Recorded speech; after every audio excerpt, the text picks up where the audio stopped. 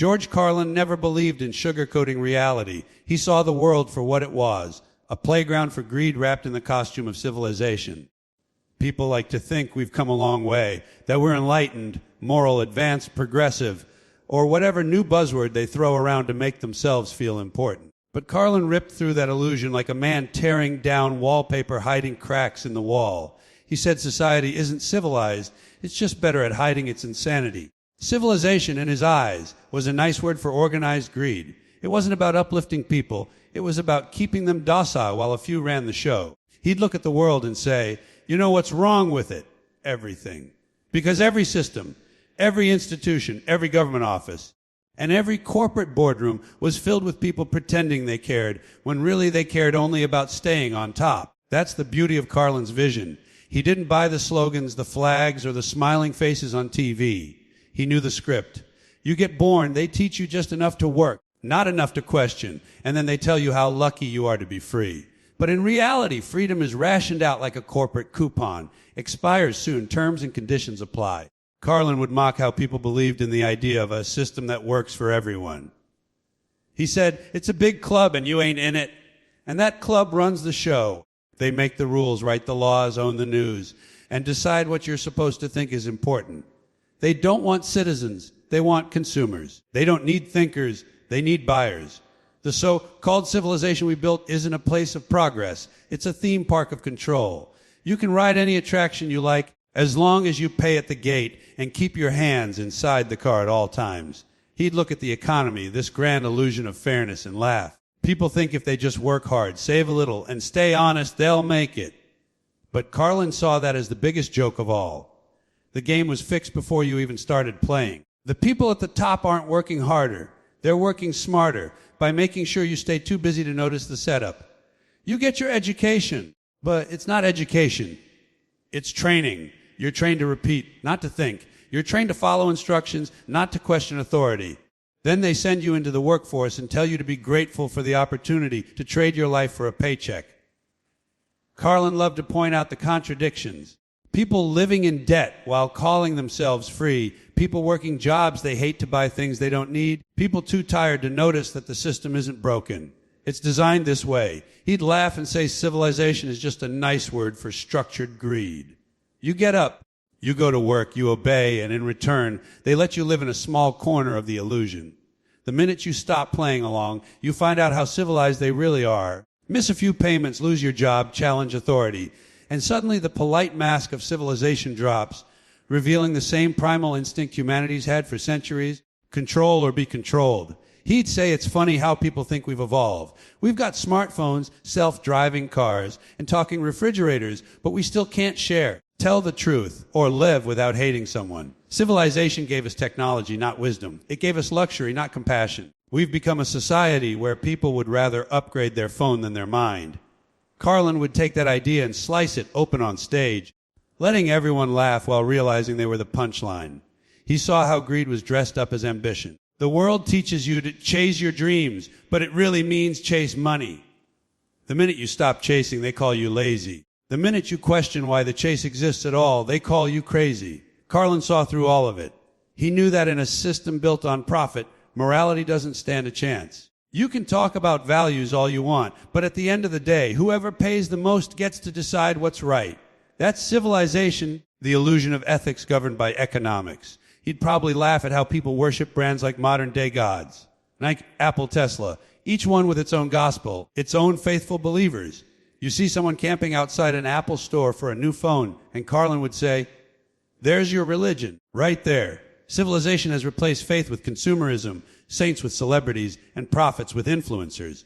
Instead of sacred texts, we have terms and conditions. And instead of prayer, we have online shopping. The altar has just changed shape. It's a checkout counter now.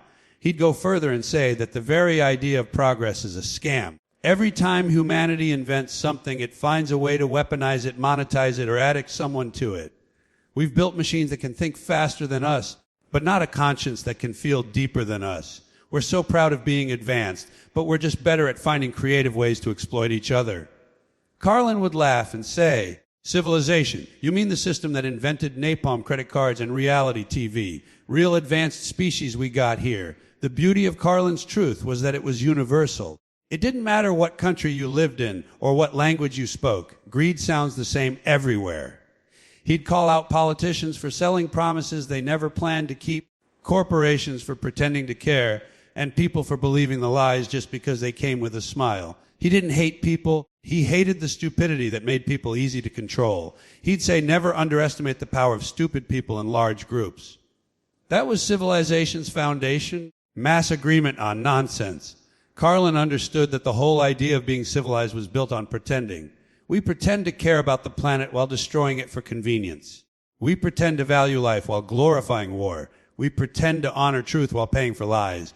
We're a species addicted to pretending, and the best pretenders become our leaders. Civilization rewards hypocrisy because honesty is bad for business. If people really told the truth all the time, marketing would collapse, politics would implode, and organized religion would run out of donations. So instead, the system teaches us to lie with a smile and call it being professional. He'd point out how language plays a big part in this illusion.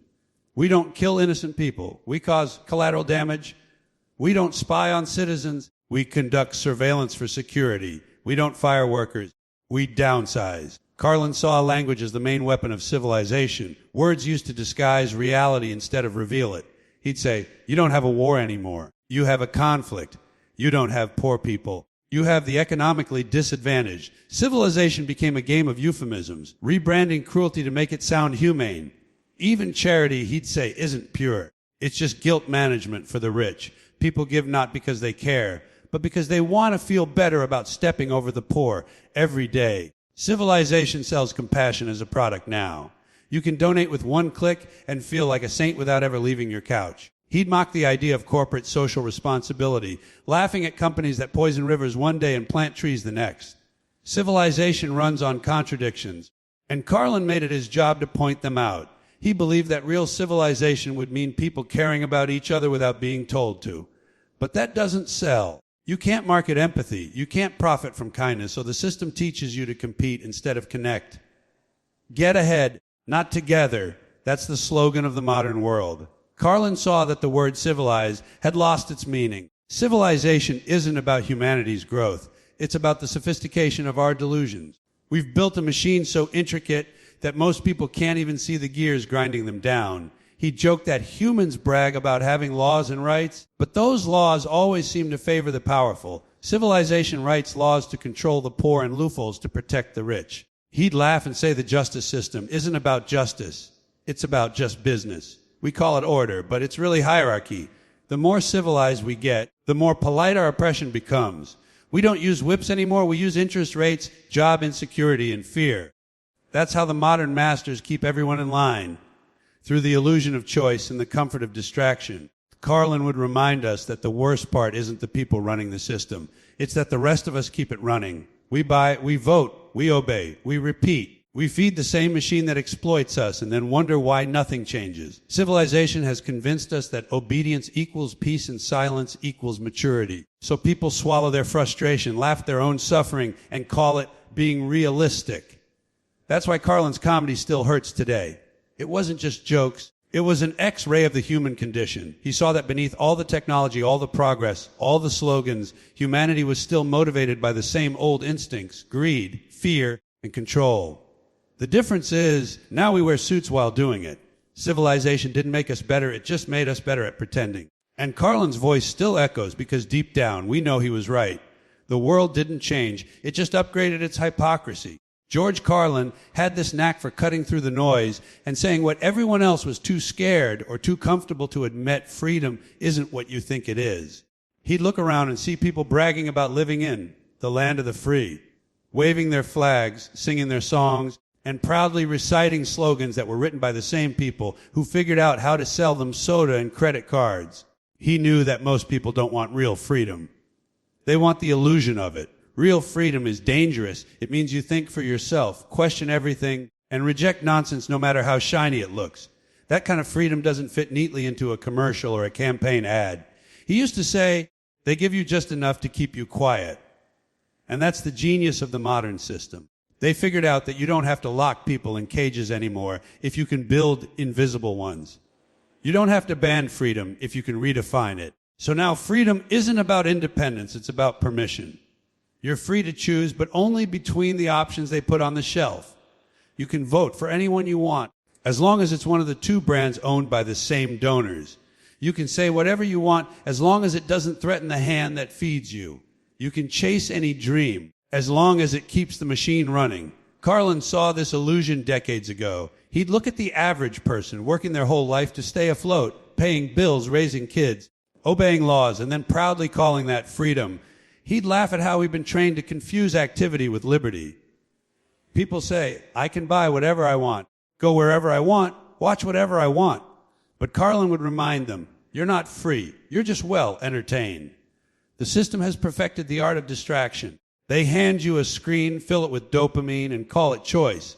They let you vote every few years to keep you feeling involved. But the real decisions were made long before you showed up at the booth. He understood that the whole concept of choice is one of civilization's biggest cons. It's not freedom if all your options lead back to the same outcome. You can vote for this guy or that guy, but they both answer to the same money. You can buy this phone or that phone, but they're both made by the same few corporations. You can get this job or that one, but both will keep you just broke enough to keep coming back.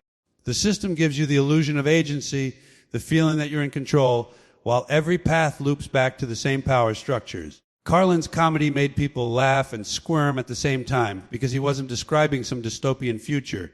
He was describing everyday life. He'd point out how people talk about freedom like it's something they already have, when it's really something they were trained to stop asking for. Freedom, in the modern sense, has been boiled down to the right to consume, the right to shop, the right to upgrade. You can choose between hundreds of channels, thousands of products, endless subscriptions, and they call that liberty. But none of that changes who runs the show. The people in charge figured out long ago that if you keep consumers happy, you'll never have to deal with citizens. Carlin would look at the news and see people arguing about politics as if their opinions mattered to the system that already decided the outcome. He'd laugh at how worked up people got about elections, campaigns, and slogans. To him, democracy had turned into a brand, a piece of theater. He'd say, they call it the American dream because you have to be asleep to believe it. That was his way of saying that freedom, as sold to the public, isn't about truth. It's about keeping people comfortably delusional. You get to pick your favorite puppet, argue with your neighbor about it, and feel like you're part of something important. Meanwhile, the people pulling the strings never change. He noticed that people defend their illusion of freedom harder than they defend actual truth. Try telling someone that their freedom might be a carefully managed product and watch them get angry. That's because belief in freedom is the last comfort people have left. It's the one lie that keeps them from seeing the cage. Carlin knew that humans would rather believe a flattering lie than face an ugly truth. And nothing flatters the human ego like the idea that we're free. He'd mock how people love to throw around words like liberty and rights while living under constant surveillance, debt, and corporate control. We've traded privacy for convenience, independence for efficiency, and critical thinking for comfort. But we still tell ourselves we're free because the Wi-Fi is fast, the coffee is good, and the apps are working. Civilization found the perfect formula: keep people entertained, mildly comfortable, and too distracted to rebel. You don't need change when people are addicted to comfort. Carlin would probably look at social media today and say, they finally did it. They built a prison that people volunteer to live in. He'd be right. We share everything about our lives with companies that sell our data, then act surprised when we realize we're being watched. We've mistaken surveillance for connection. People post about their lives to feel seen, but all they've really done is make it easier for corporations to predict and control their behavior. And somehow, that's what passes for freedom now, the freedom to share your information voluntarily with your own captors. He'd laugh at how the system uses the word freedom to sell everything from burgers to bombs. They slap it on marketing campaigns, political speeches, and military operations. Everything is about freedom. Freedom fries, freedom phones, freedom energy, freedom to invade another country, freedom to exploit another worker. It's not about actual liberty.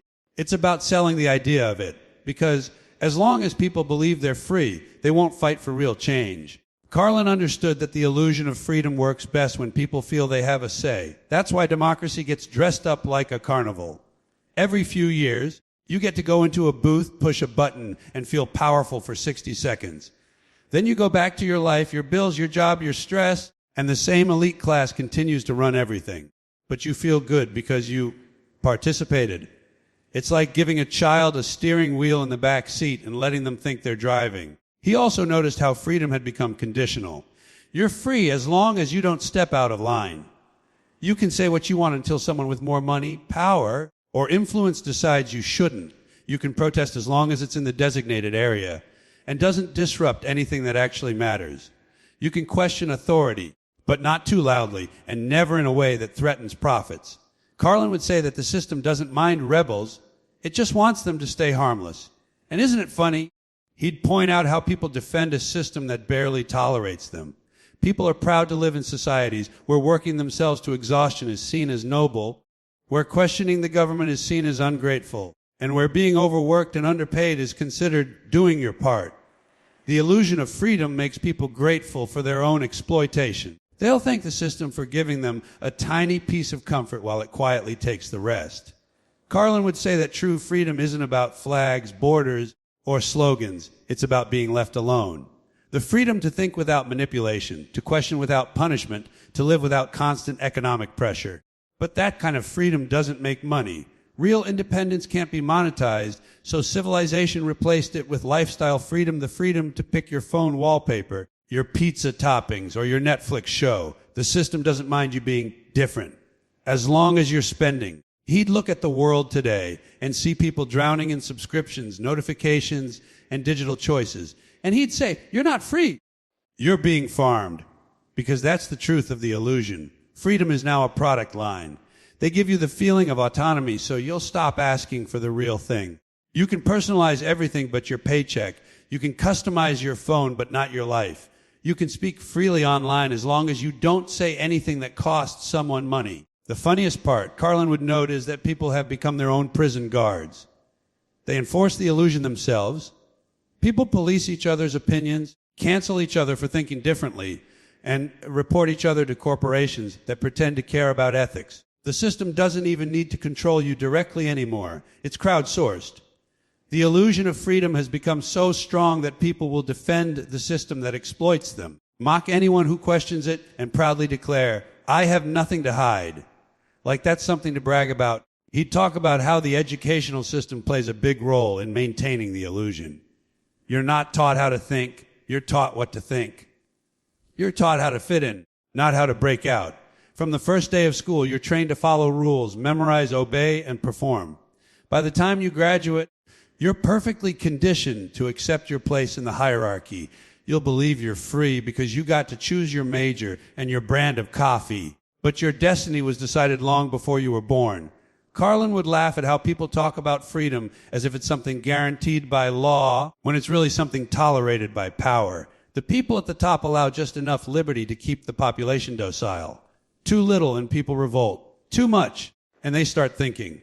So the system keeps it balanced. Just enough freedom to vent, not enough to change. You can complain all you want as long as it doesn't cost them anything. That's why free speech is easy to grant when nobody listens. And that's the heart of Carlin's truth. The illusion of freedom is the best control mechanism ever invented. It requires no violence, no chains, no dictators, just a steady stream of comfort and entertainment. People don't need to be forced into obedience anymore. They'll line up for it if it comes with convenience and Wi-Fi. Freedom has been rebranded as lifestyle satisfaction, and people have accepted it with open arms. They'll defend it fiercely because it feels good, even if it's hollow. Carlin's voice still rings true because he didn't just describe a system. He described human nature. We want to feel in control even when we're not.